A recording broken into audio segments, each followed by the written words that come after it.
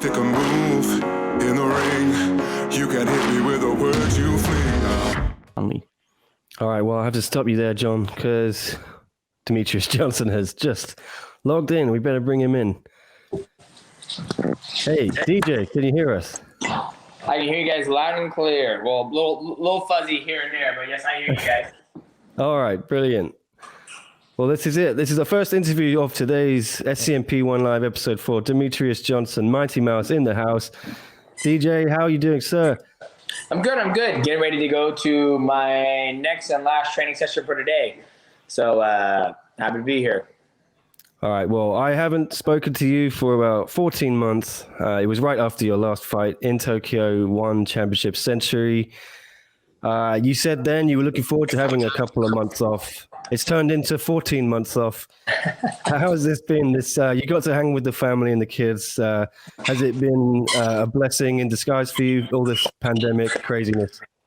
Yeah, absolutely. Obviously I wanted to stay active, but I can't, get this time back. My daughter being 2 and my boys being 7 and 5 and helping them with their homeschool. So yeah, I'm happy. I've been able to find positive in this turmoil of nasty virus. All right. Well, the reason we got you on is because One Championship has finally announced this big match. You've been waiting so long for it. You earned that title shot when you won that flyweight Grand Prix. It's finally official. Again, it had been official before. We're on for February. DJ v. Adriano Moraes. Just what can we expect from this matchup? It's been a long time coming. Yeah, it's going to be a sick fight. Adriano has a great skill set, with the grappling, and he's got some decent striking. And, me coming in there, what I always do, go out there and push the fight, push the pace, and look to, get a submission or a knockout. All right. Do you feel like you've already done all the talking and it's maybe a little bit repetitive? You were lined up originally to fight in April last year in Chongqing, China, and now it was on and off again. Is it kind of like going through the motions again, or are you still excited? There's still a bit of buzz for you? No, I'm always excited to fight. I mean, whether it's whoever it is, I get the opportunity to go out there and compete and display my skill set. So for me, it's just, another day in the office. Well, I know you caught up with John, the guy over there on the other side. I'm sure he's got plenty of questions for you. We are live. We got everyone watching, leaving comments and questions. But yeah, John, I'll throw it to you quickly. Yeah, DJ, like the last time we spoke, you were talking about your training where you were just outside in the track, running, not doing much actually contact training. And when did you actually get back into the gym and start doing that? Well, Washington State, our orders, the gyms have been closed. I mean, technically the gyms are still closed. So we're finding ways around that, having a pod people where we just train with each other. We're all COVID free, etc. So I would say I had my legit first sparring session last Saturday. And prior to that, last time I sparred was February. When the pandemic broke out here in Washington State, our gym was literally, I think 7-10 minutes down the road from the actual pandemic. It's when it broke out in nursing home. So we took COVID-19 very seriously. Our coach, the founder of AMC, was like, hey, we're shutting this down. So, be prepared. With this fight with Adriano, it seems like you're much more, I don't know, I get this vibe from you that you're just much more relaxed, heading into this fight than any other fight. I don't know. Do you feel that way? Do you feel like, fighting what you already have accomplished, and this is kind of like icing on the cake to go out, in One Championship and earn this title? I think for me, I've always been a relaxed type of athlete just because I know the hard work's going to come through the training, right? Like I've fought for many titles. I've competed against the best in the world. And I think, you get accustomed to just fighting, you know what I mean? It's definitely going to be a tough ass fight. I have no doubt in my mind that it's going to, I don't expect anything else. I know it's going to be a tough fight. He's going to come, he's going to bring the fight. But at the end of the day, I know nothing changes, right? Like, I'm still going to be the same person, still going to come home, do my thing, get back in the gym, and get ready for the next one. So I think we have that type of mindset. There's no reason to get amped up and get excited or just out psych yourself. You went through the tournament and, you faced some of the best flyweights the promotion has to offer. What were some of the struggles when you look back at that tournament? Because it seemed like the size was a problem, but do you feel like now you're used to the bigger athletes in one championship? I think just the workload, just back to back. I mean, after I fought Tatsumi Iwata, I had cartilage, tore the cartilage in my left rib when he had me in a body triangle and I was turning to face him. I had that. So going from that fight right back into training camp, that was really, really rough. I think 5 weeks or 4 or 5 weeks of no sparring, just trying to, baby the rib. That was probably the hardest thing. But just at back to back, you don't get enough time to, come back home, let your body relax, and then get right back into it. So just the workload of that year was the probably toughest part about the whole situation. I know you, this past weekend, Figueiredo, he fought and defended his title. I don't know how you would call that. It was a draw, a majority draw. But did you actually get to catch that fight? And what did you think about the whole situation? I caught the last 3 rounds. I caught the middle. I jumped in the middle of 3rd round. The part where I jumped in is right when he kicked him in the balls, like that teeth to the balls. That's right where I jumped in. Other than that, it was a phenomenal fight. So I haven't seen the first 2 rounds and a half of the 3rd round. So when it comes to a draw, I had to go back and watch the fight.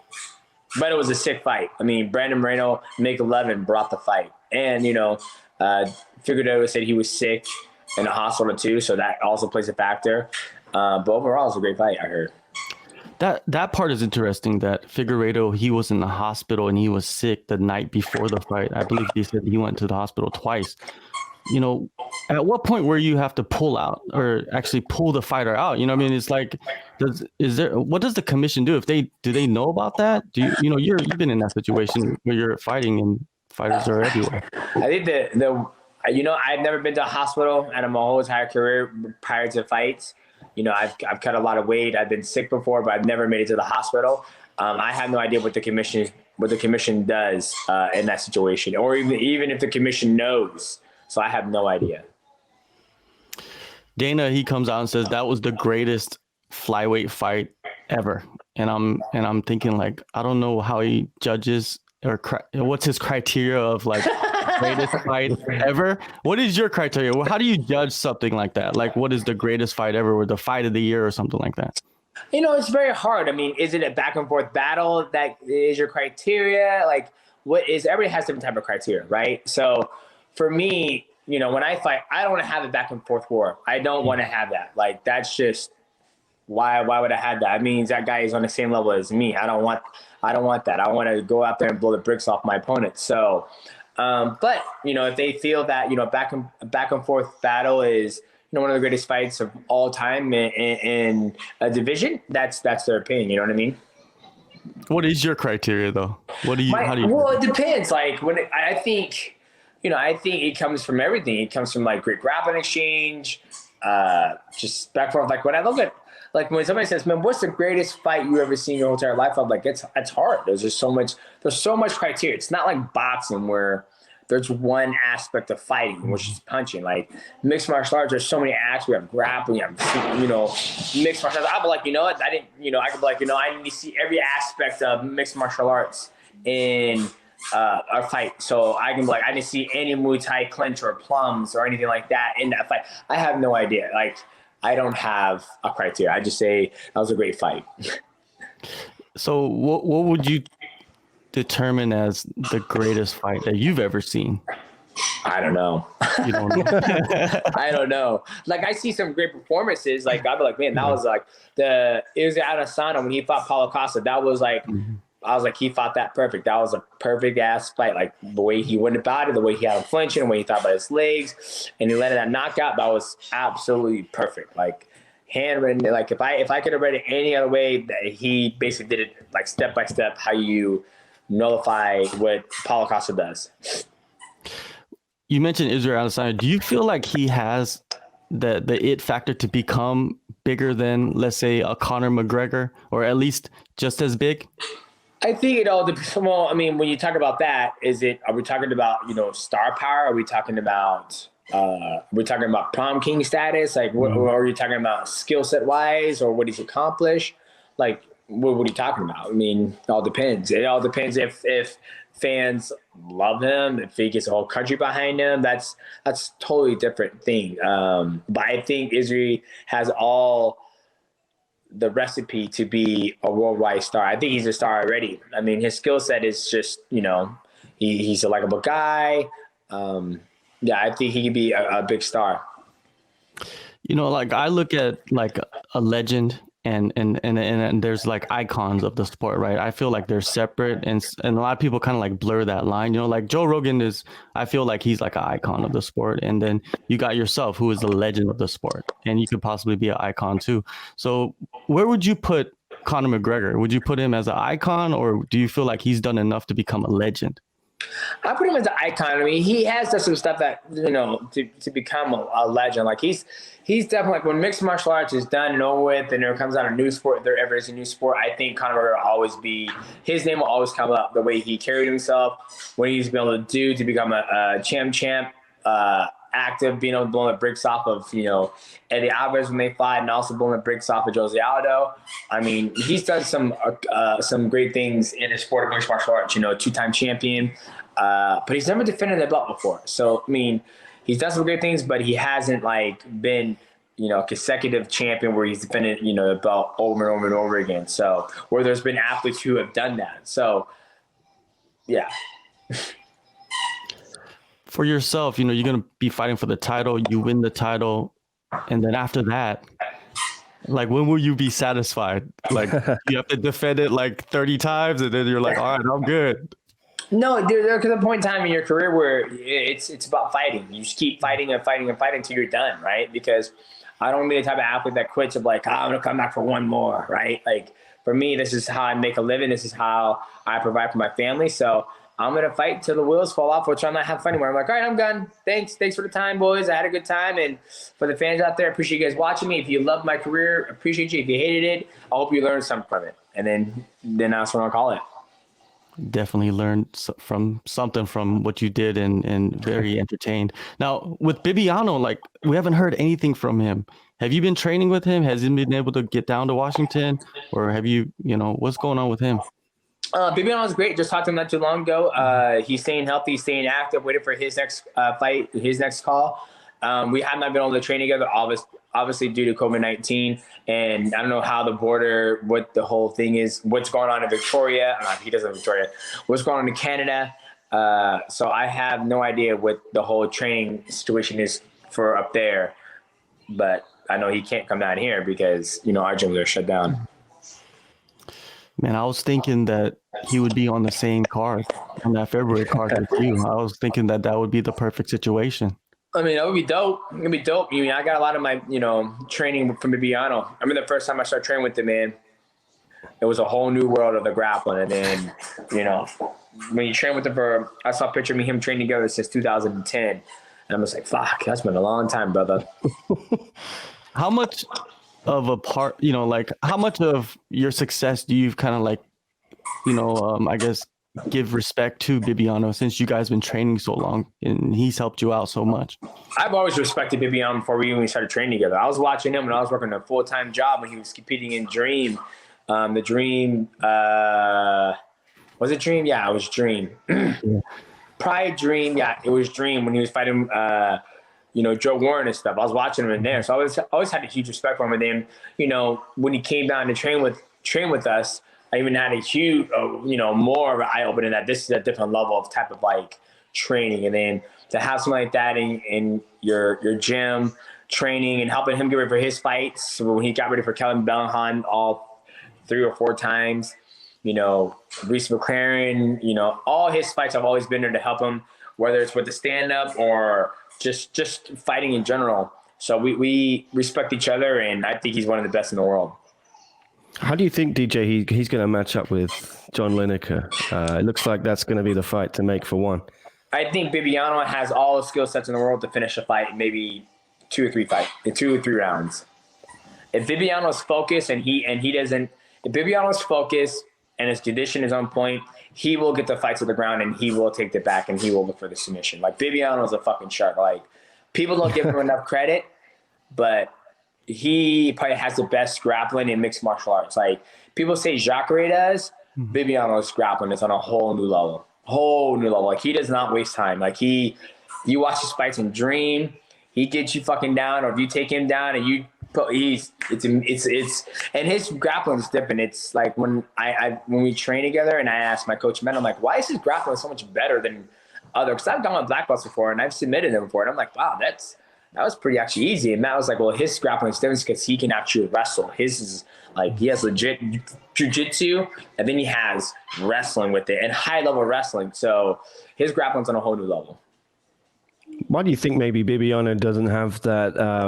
Do you think he's underrated by people? Has he not got enough respect? I don't think he's underrated by people. I think people respect Bibiano, and I think he has a great skill set. Like, I mean, I have not met anybody who says, oh, man, Bibiano's underrated. Never heard that before. Well, there's another guy who maybe might fight on that card with you. He fought on you a couple of cards. He was going to fight with you on the Tokyo card, but he got injured. Eddie Alvarez, do you know if he's going to be fighting? It looks like he's fighting Daggy. Have you heard anything for him being on that same card as you? I have not. Only thing I know is I'm on that card, and that's about it. But that'd be a sick fight, Daggy versus Eddie Alvarez. Yeah, and it looks like your fight's in Singapore. Can you say anything about that? Do you know where it is? The fight is in Singapore. The government of Singapore has given One Championship the green flag to have fights be put on there. They've been put on fights there for the past couple of months. They have a whole protocol laid out in front of us, and what we do is go out there and follow every single protocol they want us to do, and we go out there and put on the show. Have you reached out to anyone to see how the protocols affected them, their fight prep, their experience of a One Championship fight week under these new regulations? Yeah, I've talked to a couple of athletes just to get, kind of not a head start, but just to figure out like how everything is to get myself mentally prepared for, the whole logistics of being different from other ones. And we're ready to go out there and, adapt. Well, there's a couple of questions in the chat here from the fans watching you. Someone here, Alcy, he was just asking if it's going to be hard for you to study for the fight because Adriano hasn't fought for so long. Is that going to affect your title fight prep? No, not at all. I mean, at the end of the day, we just try to go out there and be the best Jimmy Johnson we can be. So whatever he brings to the table, we're able to, take a look at it and be able to make adjustments on the fly and then go from there. And my corners will be able to pick up stuff too, and just go out there. I mean, yes, I think it's been 2 years since he's fought, but, there's 1 year he didn't fight because he was the champion and I was active. And then, obviously COVID-19 happened. So he has been inactive, but I'm sure I'm out there ready to fight. And a couple other questions. I think these are quite similar, so I'll just ask them both. Tristan was saying if you're worried about Adriano having some kind of strength advantage, and then Adam H here asking, how do you plan to deal with the height and the reach of Moraes? Yeah, so I think height and reach is something I've been having to deal with my whole entire mixed martial arts career, being 5'3", always fighting taller guys. So for me, it's going to come about like footwork, distance, head movement, closing the gap, setting traps, just the whole 9 yards. When I started doing mixed martial arts, my coach made me do every single aspect of fighting, which was, kickboxing, Muay Thai, boxing, submission wrestling, jiu-jitsu tournaments. So I feel that I'm prepared to deal with it. And that's the thing, it all depends on how you want to approach a fight. I can approach a fight guns fucking blazing and just bum rush him and get caught with the check left hook, right hand, all that stuff. Or I can make the fight extremely boring and be like, okay, well, you want to play distance game? Let's play distance game. Like, I have just as much, if not better footwork than you do to understand distance to not put myself in danger in order to get to you. So there's so many ways you can play out the fight when you're very versatile. Just one more for me, and then I'll get it back to John quickly before we let you go. Have you been watching some of these flyweight fights in one that have been playing out? Reese McLaren had a good knockout, and Yuya Wakamatsu as well. Have you been keeping up with these guys in the division? Here and there, yeah. Anyone impressed you for either of those finishes? Or Yuya Wakamatsu always has fucking power in his hand, so that's nothing new. Yeah. I felt bad for the guy he lit up. Yeah. When he dropped the one, I was like, ooh, felt bad for that guy. And Reese McLaren had a good body. It's just something like like when Reese McLaren kneed that guy in his stomach, and I was like, he didn't want to be there. Like, you know, I felt like that guy, like when I saw the knee landed, I was like, he didn't want to be there. Like he didn't want to, that's what I felt when I watched the fight. Great knee by Reese from kneeing him off the exchange. But once that knee landed, I was like, he either don't want to be there or that just really fucking hurt. Oh yeah, all right, John. I will go back to you. Have you seen this this video with Jake Paul? I just saw it. I want to get your reaction on that. What's happening?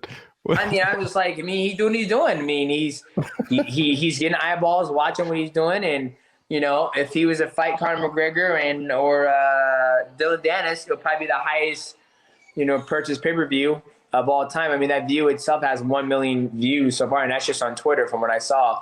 So who knows what the YouTube video is going to have? Who knows what Instagram video is going to have? So I mean, all collective. I mean, this is where it comes down to the money fight. If you look at Conor McGregor versus Dustin Poirier or Conor McGregor versus you know, Jake Paul, I think they probably sell more pay-per-views with Jake Paul just because his name, right? So if you look at the money fight, I mean, that's why Floyd Mayweather is fighting Logan Paul for expedition. So, I mean, it is what it is. I think it's just so funny how he's trying to step foot into the MMA world. No, he wants to fight boxing. He said he wants to fight them in boxing. He's saying that he can beat these guys in boxing. And do I think he beat Dillon Danis in boxing? Yeah, 1,000%. I think he beat Dillon Danis in boxing. Do I think he beat Conor McGregor? I have no idea, but I think he's bigger than Conor, right? I think he's bigger than Conor, so he has a size advantage. But I mean, if Jake Paul and Conor McGregor fight, I'll be watching it. Like, so I'll watch it. I think millions of people will be. I think it's like 5 million. I think that's the pay-per-view number right there. Yeah, that will blow all the bricks off any pay-per-view that's ever been put together. And then that's the thing. They don't even got to promote it. They'll promote it themselves. they promote it themselves. They're like, y'all save all that. Y'all save all that promoting money. You just put it in our purse. We'll promote the shit out of this fight. I was watching an interview with Israel Adesanya, and he was making a very good point about mixed martial artists going over to boxing. And he was saying, like, why would you limit your tools to fight somebody in boxing? Why don't you have the guy that's the boxer come into the cage where he could use all his tools against you with all your tools, man? Does that make a lot of sense compared to like going over to boxing? I mean, at the end of the day, it's about the money, right? I mean, when Conor went to boxing, he went over there for the opportunity to fight Floyd Mayweather, but also for the money aspect of it. So I think when you see a lot of these athletes, I mean, John Moraga, he's boxing now, and I think he loves to box. But I think when you see an athlete like that, like, you know, saying, hey, I'm going to go try boxing, or they get an opportunity to fight, you know, a big name in boxing and make a lot of money, I think they take that. They take it because, like Conor McGregor said, I get to use one part of fighting. I don't have to worry about elbows, kicks, knees getting taken down. For more money, sign me up. I mean, I think those are his exact words, to be honest with you. And I would like to get, you know, a couple of predictions before we let you go. What about the rematch between Conor and Dustin? What do you see? Oh, we'll see what happens. I literally just gave a full breakdown, and I don't feel like saying it again. So, we'll see what happens. I mean, it's going to be a sick fight between both those guys. They're both coming. It's been a long time. Shit, the last time I fought was UFC 178. I was the headliner, and they were underneath me. And I remember that fight. I remember how much emotional invested Dustin Poirier was at the press conference. And I remember how Conor was just smooth and slick, and he was like, he hit him right there in the head and dropped him, finished him. So he did what he said he was going to do. He was going to knock him out in the first. What do you remember, like, with your interactions with Conor? Has they always been, you know, cordial, or have you ever gotten into deep conversations with him? Not really. No, I think the last time I had a conversation with Conor, like face to face, was a Reebok launch when he hurt his knee. That was a long ass time ago. Yeah, every single time I've had an interaction. Oh, I remember one time I was talking to him. He was wearing sunglasses. This is for USA. He had sunglasses on, and I said, Conor, something about assholes wearing glasses in a building. I can't remember what the joke was, but he goes, it's all good, champ. But yeah. How much of a disaster was that Reebok launch, though? I mean, you know what? With Reebok, it is what it is. I mean, you know, I'm not going to lie to you. Sometimes for an athlete, it's good to not worry about going out there and trying to find sponsorships, right? You know, if you're a champion, you're making 40K. You're making 40K when you step in the cage. So for a sponsorship, you don't want to go out and try to sell yourself and then, hey man, you want to da-da-da-da-da. Straight 40 G's. I think it was 40. Was it 40 or 50 G's? I can't remember. It was 40 G's or whatever. That was actually kind of nice for me being an athlete at my time in mixed martial arts, not have to worry about their going out and selling. It was nice. But now it's like, you know, I don't think it was a disaster. It was just different. Okay. It's just a fun question here. You might, if you could answer quickly, DJ. Sepula asking Bruce or Jet the best and the best anime he's watched in the last year. Bruce or Jet Li? I'll go with Jet Li. I like his movies more. I like Kiss of the Dragon. That was a badass movie. And best anime I watched so far this year, I just started watching. Well, I just started Attack on Titan season. The final season just started. Been loving that. And I'm watching Novelist. I'm watching Jujutsu Kaisen. And which one did I just finish? I just finished one. I was like, that's pretty fucking good. Oh, God, Demon Slayer. That's fucking phenomenal. And there's final one here. Sorry. What do you think of Khamzat Chimaev? You have a prediction for the Edwards fight? I think he's good. I think he has a great skill set, and we just got to see more of him. We just got to see him fight top level competition. All right. Well, yeah. Thank you so much, DJ. It's been a pleasure as always to talk to you. Yeah, and I cannot wait to see that fight roll on February. Thanks, man. Appreciate you guys. Have a good night. You too, mate. Thank you. All right. Thank you. Bye. Hey guys, Sasha Platnikoff here, letting you know to tune in to SCMP Post-Fight for all your weekly martial arts news.